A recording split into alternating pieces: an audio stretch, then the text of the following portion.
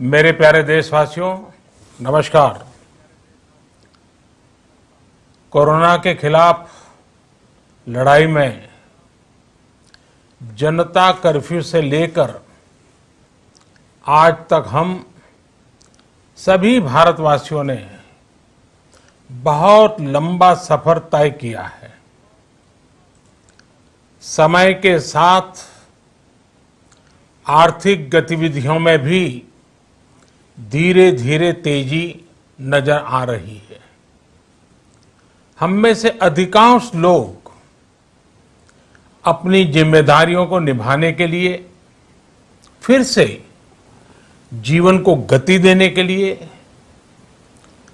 रोज घरों से बाहर निकल रहे हैं। त्योहारों के इस मौसम में बाजारों में भी रौनक धीरे धीरे लौट रही है, लेकिन हमें ये भूलना नहीं है कि लॉकडाउन भले चला गया हो, वायरस नहीं गया है। बीते 7-8 महीनों में प्रत्येक भारतीय के प्रयास से भारत आज जिस संभली हुई स्थिति में है, हमें उसे बिगड़ने नहीं देना है और अधिक सुधार करना है। आज देश में रिकवरी रेट अच्छी है, फैटेलिटी रेट कम है। भारत में जहां प्रति 10 लाख जनसंख्या पर करीब 5,500 लोगों को कोरोना हुआ है, वहीं अमेरिका और ब्राजील जैसे देशों में ये आंकड़ा 25,000 के करीब है। भारत में प्रति 10 लाख लोगों में मृत्यु दर 83 है, जबकि अमेरिका, ब्राजील, स्पेन, ब्रिटेन जैसे अनेक देशों में ये आंकड़ा 600 के पार है। दुनिया के साधन संपन्न देशों की तुलना में भारत अपने ज्यादा से ज्यादा नागरिकों का जीवन बचाने में सफल हो रहा है। आज हमारे देश में कोरोना मरीजों के लिए 90 लाख से ज्यादा बेड्स की सुविधा उपलब्ध है। 12,000 क्वारंटाइन सेंटर्स है। कोरोना टेस्टिंग की करीब 2,000 लैब्स काम कर रही है। देश में टेस्ट की संख्या जल्द ही 10 करोड़ के आंकड़े को पार कर जाएगी। कोविड महामारी के खिलाफ लड़ाई में टेस्ट की बढ़ती संख्या हमारी एक बड़ी ताकत रही है।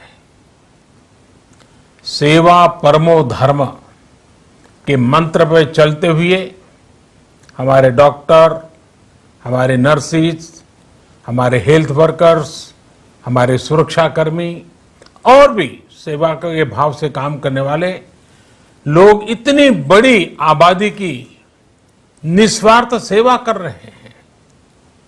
इन सभी प्रयासों के बीच ये समय लापरवाह होने का नहीं है।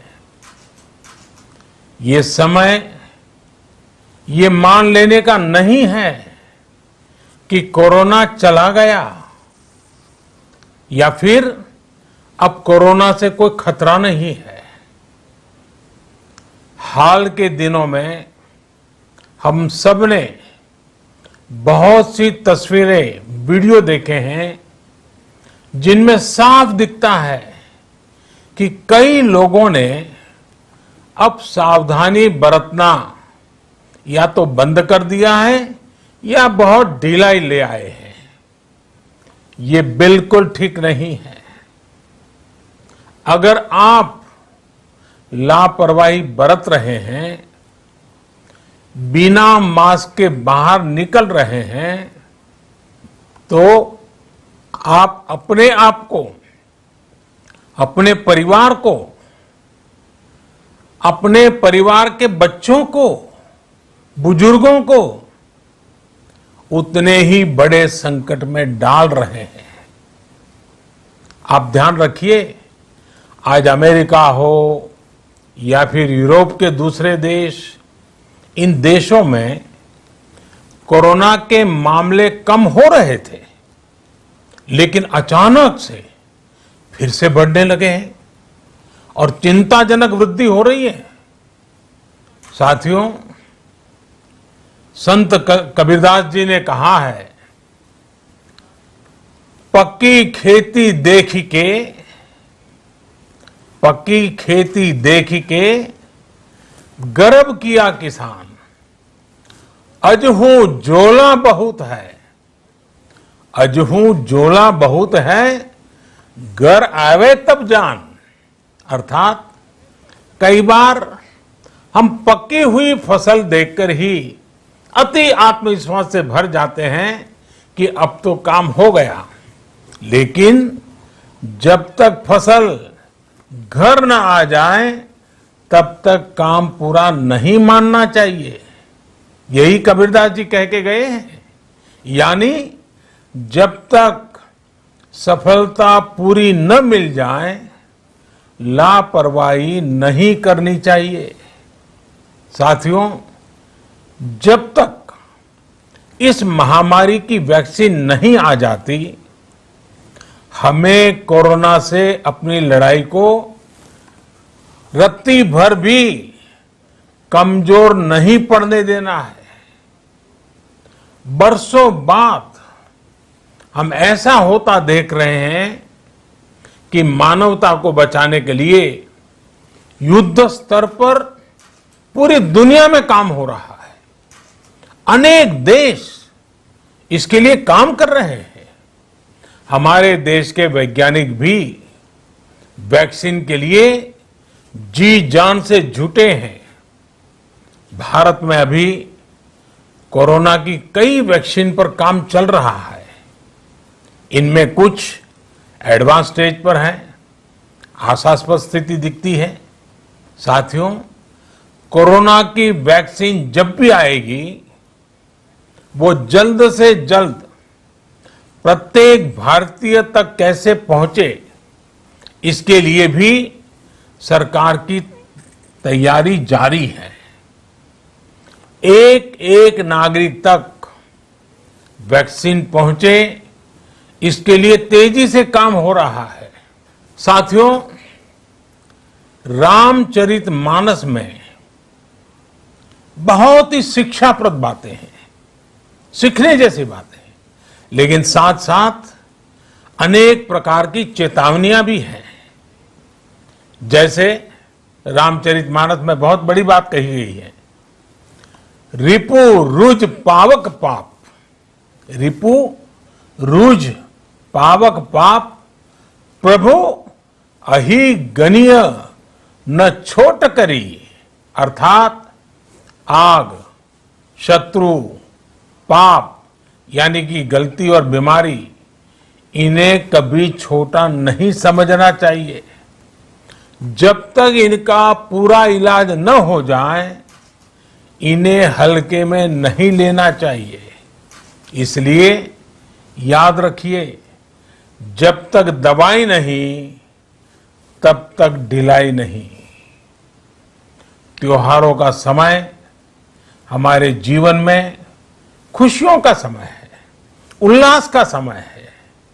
एक कठिन समय से निकलकर हम आगे बढ़ रहे हैं। थोड़ी सी लापरवाही हमारी गति को रोक सकती है, हमारी खुशियों को धूमिल कर सकती है। जीवन की जिम्मेदारियों को निभाना और सतर्कता, ये दोनों साथ साथ चलेंगे, तभी जीवन में खुशियां बनी रहेगी। 2 गज की दूरी, समय समय पर साबुन से हाथ धुलना और मास्क लगाना, इसका ध्यान रखिए। और मैं आप सबसे करबद्ध प्रार्थना करता हूं, आपको मैं सुरक्षित देखना चाहता हूं, आपके परिवार को सुखी देना चाहता हूं। ये त्योहार आपके जीवन में उत्साह और उमंग भरे, ऐसा वातावरण चाहता हूं। और इसलिए मैं बार बार हर देशवासी से आग्रह करता हूं। मैं आज अपने मीडिया के साथियों से भी, सोशल मीडिया में जो सक्रिय हैं उन लोगों से भी बड़े आग्रह से कहना चाहता हूं कि आप जागरूकता लाने के लिए, इन नियमों का पालन करने के लिए जितना जन जागरण अभियान करेंगे, ये आपकी तरफ से देश की बहुत बड़ी सेवा होगी। आप जरूर हमें साथ दीजिए, देश के कोटि कोटि जनों को साथ दीजिए। मेरे प्यारे देशवासियों, स्वस्थ रहिए, तेज गति से आगे बढ़िए और हम सब मिलकर के देश को भी आगे बढ़ाएं। इन्हीं शुभकामनाओं के साथ नवरात्र, दशहरा, ईद, दीपावली, छठ पूजा, गुरु नानक जयंती समेत सभी त्योहारों की सभी देशवासियों को एक बार फिर से बहुत बहुत बधाई देता हूं। धन्यवाद।